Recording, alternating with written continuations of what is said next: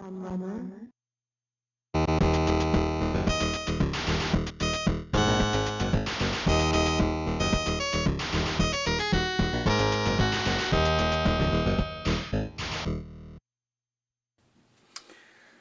everybody, Laird here. I'm back with another video for you all, and what we're actually doing today is a look at the Retro Gamer Atari book. Now this is a big thick bookazine that they produced a couple of years ago for the 40th anniversary of Atari.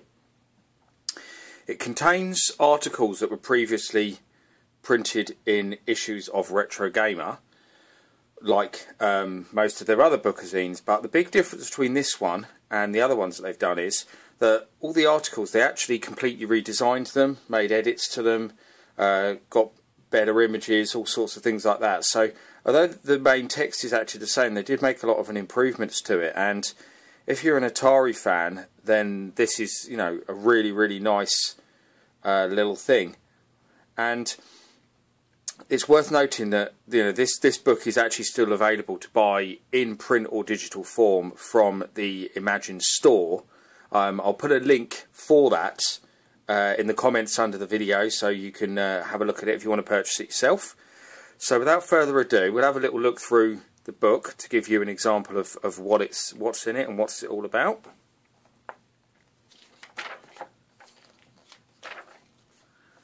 You can see the contents page, and obviously that gives you a quick idea of what's in it. And obviously we've got all the major Atari machines featured: the 7800, the Links, the 8-bits, Jaguar, 5200, the Atari ST, of course the legendary VCS, or 2600 as some people know it.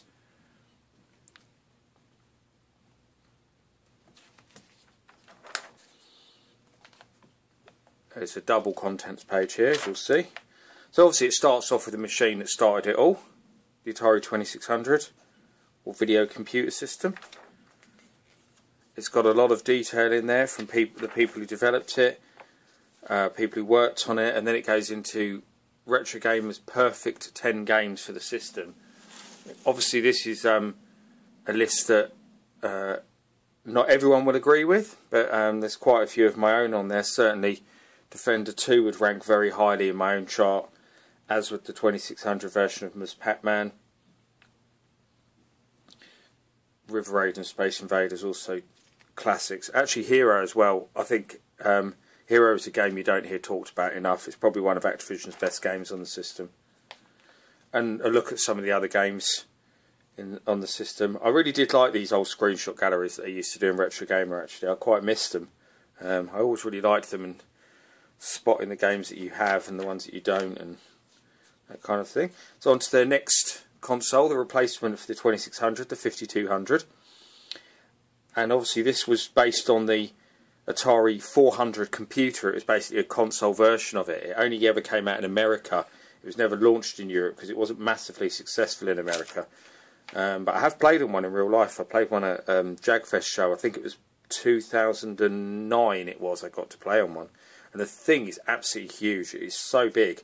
And everyone talks about it being big, but it isn't until when you actually see it that you realise how big it is. And I have to say, I'm like many people, I'm not really a fan of those joysticks. I didn't get on with them at all. But it has some nice games, and again, they've done a top 10 with lots of classics that everyone will recognise in there, like Star Raiders, like Robotron, like Sinister, like Millipede, and Ms. Pac-Man. And I think it's worth mentioning as well that they've featured quite a few homebrews in the 5200 one. We've got Brilliant Castle Crisis, which is like a update of the classic Warlords. Beef Drop by Confused, which I think Beef Drop is fantastic. I love this 7800 version, which I have in my own collection. Go for the Helicopter Adventure 2. It's nice to see the homebrew love in that one. Again, the screenshot gallery. The Atari 800 XL. Obviously the Atari 8-bit computer range encapsulated a lot of machines from the original 400 and 800 right up to the Tramiel era, 130XE and 65XE. But the 800 XL is probably the most popular machine for collectors, and it was actually during the computer's life, it was the best-selling model. It sold more than any of the other machines. So that's the one that Retro Gamer chose to feature. I do own one myself actually, and they have actually put there, shown a few of the other versions of the system. And they're perfect 10 games. A lot of people associate Star Raiders with the Atari 8-bit. I personally think Star Raiders 2 is the much better game, and that would have been what I would have featured here. And you know, the Atari 8-bit had a lot of games that are iconic that started off on the system, and like Boulder Dash is a great example of a game that was originally programmed for the Atari 8-bits and then just exploded, and you saw it everywhere. And again, it's nice to see a little homebrew love here with Yump, which is fantastic. Onto the Atari 7800. The system turns 30 this year, in fact, and I believe Retro Gamer do have something quite special coming up for it, for its 30th anniversary. And a lot of homebrew programmers are busy working on stuff, and of course we have the upcoming expansion module from Kurt Vendale. So there's a lot to look forward to for 7800 fans at the moment, and this is another great article. Really goes in depth, the system, how it was developed. You know, it's one of the biggest what-ifs of gaming really, because its original 1984 launch went really well, but then because of the takeover of Atari by the Trammels, it all got thrown up in the air. We didn't see the machine again until 1986, and by then other people had been allowed to come into the market. You know, Sega with the Master System, and of course the NES. And the 800 did well, but not as well as it should have done. And look at the top 10. You can see that it had a lot of classics in its library. Food Fight is utterly brilliant, and it's a game that didn't come out on many home machines, so it's great to see how good the 7800 version is. And it was actually developed by GCC, who were the people who developed the 7800, and they did the Food Fight arcade game, so that tells you a little bit about how close it is to the arcade, when the original arcade developers were the ones who programmed it for the 7800. Again, some more homebrew love. The excellent Pac-Man collection, which is one of the best titles on 7800. Space Invaders as well. Desert Falcon, probably one of the most technically impressive games on the system. Again, the gallery shows some of the many great games available for the 7800. Onto the Atari ST, one of Atari's biggest successes, and probably the biggest success of Trammel era Atari. The machine was hugely successful in Europe, was the best-selling computer in the UK for a couple of years. It was very well known for its use in the music industry as well. Back in the late 80s, you really couldn't watch Top of the Pops on TV without seeing an Atari ST on stage at some point. Everybody was using it because of its built-in MIDI ports, so it had a lot of success in that market too. Goes very much into the history of the machine. There's some great pictures of the Trammels events with it. Atari ST Perfect 10 Games. Some great ones in there. Blood Money, personal favourite of mine. Xenon 2 is a very good conversion. No Second Prize and Lethal Excess. I actually featured them. I did an article on Thalion for Retro Gamer recently, and it was Thalion guys who programmed both games, so they're excellent examples of what the system can do. Really pushed it to the limits. More ST games. Obviously the ST has thousands and thousands of games, so really that's only a very small selection of what it has.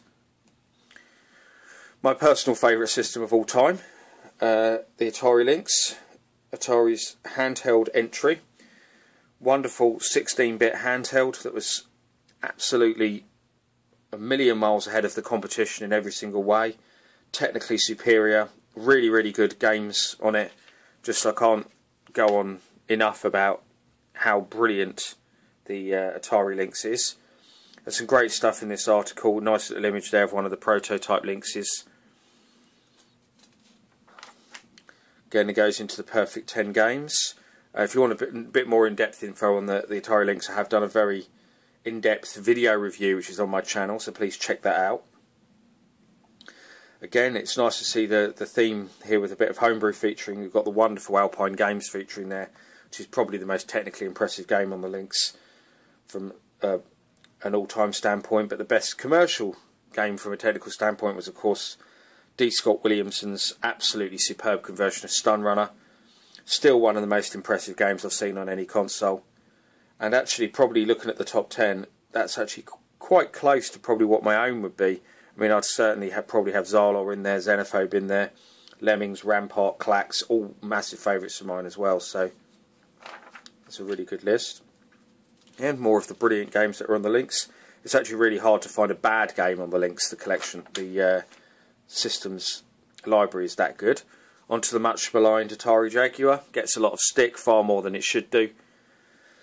I really think it's quite harshly treated by gamers, and it's a shame, because once you get past the crap, and there is a lot of crap on the Jaguar, there's no doubting that, there is actually some really, really good games to be found on it, and there is actually a lot of very good exclusives on the Jaguar that probably many people don't know about, which are actually featured in this article. This isn't actually, some people may be wondering if this is the article I wrote for Retro Gamer for the Jaguar's anniversary. No, that was actually after this was done. This was quite a few years previous, but I actually did help out a little bit with this article when I was one of the moderators on the old Jaguar Sector 2 forum, and John, who wrote this article, came to us and said, can you give us a bit of help? And quite a few of us, like myself and Gorf and Thunderbird, all chipped in and gave him a little bit of insight and help on the article.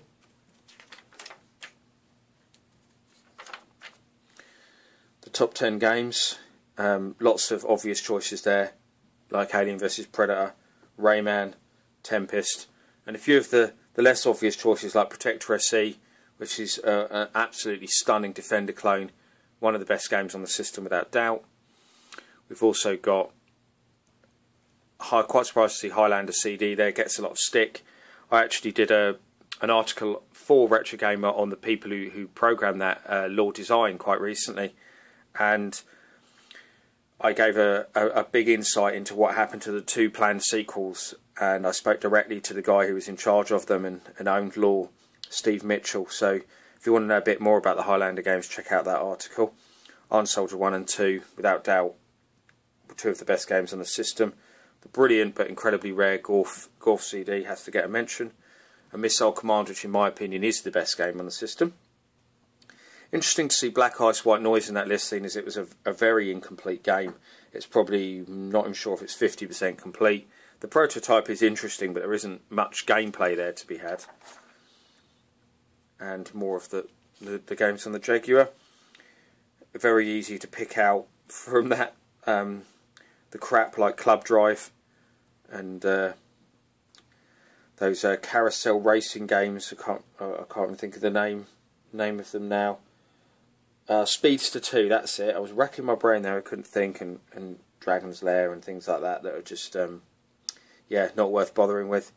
But there's also some really, really great stuff there too, like 05, brilliant Jaguar version of Total Carnage there, which was released a few years after the system's life. I mean, we've got Hover Strike CD, absolutely wonderful game. Excellent Power Drive Rally, which is completely different to the 16-bit versions. And then they go into the developers. So we've actually got a feature on Atari themselves, first of all, the original version of Atari, when it was first set up by Nolan Bushnell and then became property of Warner Brothers, into Atari Corporation, which of course was the name of the consumer division once the company was split up and was owned by the Trammels.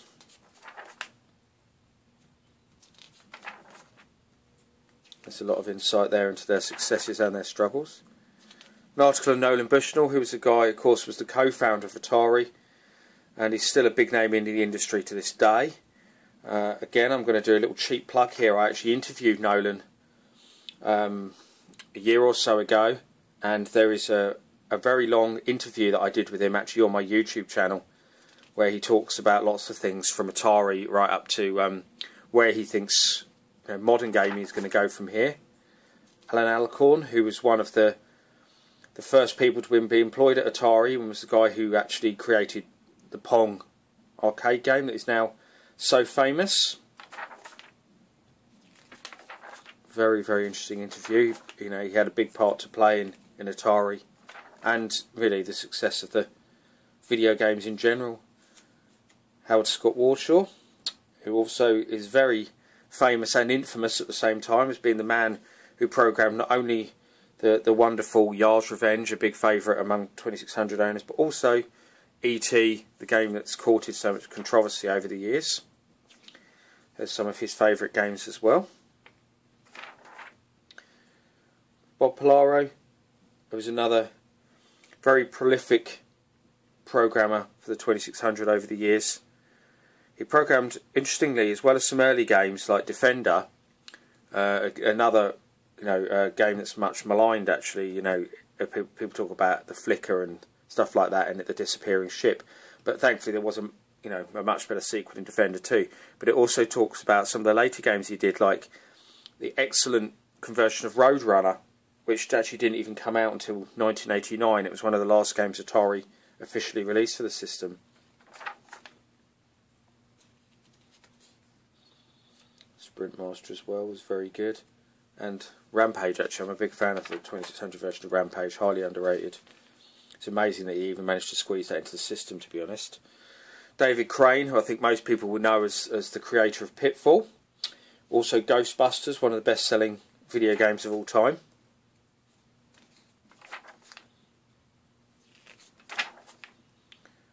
And still obviously involved in the games industry today, and it goes right the way through that history.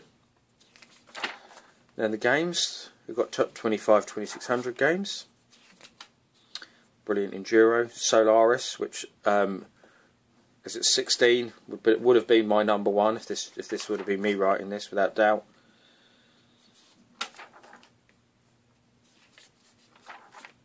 And their number one is Pitfall 2, Lost Caverns, which is a quite deserved entry, to be fair. It's a very technically impressive game. One of the few games that actually included extra hardware on the cartridge as well. We've got The Story of Pong, one of the most famous video games ever made, and the game that sort of really kicked off the arcade industry.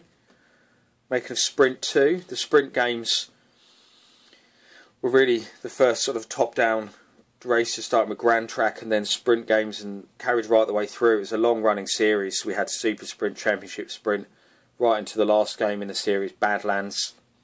It's a series that I'd love to see resurrected, actually. Making of Asteroids, another one of Atari's most famous games. Missile Command, which has to be, from a personal point, probably one of my favourite video games ever made. I just think it's genius, especially the brilliant Jaguar remake. I'm a big fan of that as well. Battlezone, the famous Vector arcade game, and looks at the different versions of that game that they did as well, like the 2600 versions that used rasters instead of using vectors.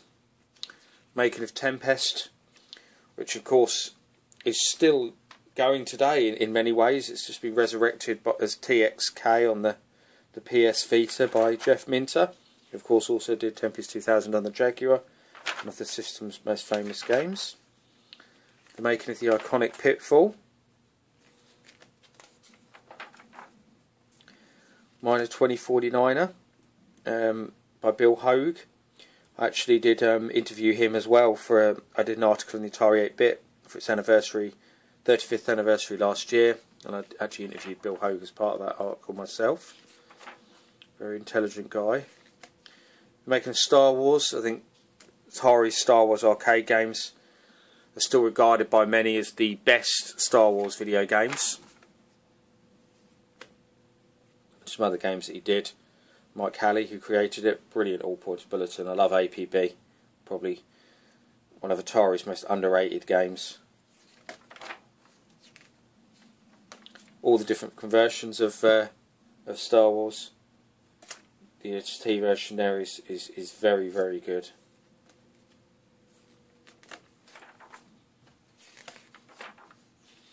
The making of Dandy. One of the most interesting things about Dandy is it's a game that not many people probably will have heard of, because it was successful, but it didn't go big, but it was the inspiration for Gauntlet, and that's the most important thing about it, that without Dandy we wouldn't have had Gauntlet. And then the funny thing is as well, after it inspired Gauntlet, the game was then remade again by Atari as Dark Chambers for the Atari 8-bit systems. It was made as a XCGS cartridge, and 2600 and 7800 as well got versions of Dark Chambers. And when you play Dark Chambers, which has vastly updated graphics and stuff, you can see very much the Gauntlet influence coming back into Dandy. It's a really interesting game, and it's well worth checking out, as well as Dark Chambers. The making of Crystal Castles, a game that I always think that it should have been a long-standing series, and it's still quite hard to believe that Crystal Castles was really only one game, because it just should have got sequels, and they should have used Bentley Bear, who I think was a great character in many, many more games, and he should have become a mascot for Atari. I mean, he's just been resurrected now. There's a brilliant Atari 7800 homebrew coming out called Bentley Bear's Crystal Quest, which is very much inspired by Wonder Boy, where they've used Bentley Bear as the central character and used all the enemies and everything from Crystal Castles, and it looks absolutely wonderful. So I suggest checking that out on YouTube and having a look at it. The making of Paperboy, another classic Atari arcade game, most famous for its isometric perspective. And a little look at the different home versions. Dungeon Master, which was one of the best-selling games in the Atari ST. It was pretty much the game in a way that persuaded people to go out and buy the Atari ST. I mean, the story goes that sales just hugely increased the minute Dungeon Master was released on the machine. So it had a big influence in its success. The making of Roadblasters, another excellent Atari arcade machine that got a lot of home conversions. Great to see D. Scott Williamson's superb Links conversion there, which I believe was actually the best-selling game on the Links. Yeah, it says a lot about the game. Chips Challenge, which originated... A lot of people know this game because it appeared on so many formats, but I don't think everyone realises that it did originate on the Links. The Links version was the original version. It's the best version as well, in my opinion, and the opinion of the programmer Chuck Somerville, who I spoke to recently when I did the Atari Links anniversary piece for Retro Gamer. Atari Links, of course, turned 25 years old this year, and there's a lot of people who seem to think of it as a PC game because it was bundled with so many PCs, especially in the US. But yeah, it did originate on the Atari Links. And of course, Epics were the guys who created the Links. The making of Alien vs Predator, probably the most famous Atari Jaguar game, and the first game in a long-running series of AVP games. Still an impressive game to this day, I think, and the game that really put Rebellion on the map, a company that are still very much with us today and are now into movies and everything with the Judge Dredd series and all sorts. And I think it's interesting to hear their beginnings on the Jaguar. Nice little list to end with, 40 Reasons Why We Love Atari. From the classic joystick to the Links, Jack himself, the Jaguar, Vector Graphics, J Miner, the creator of the 8-bit series. A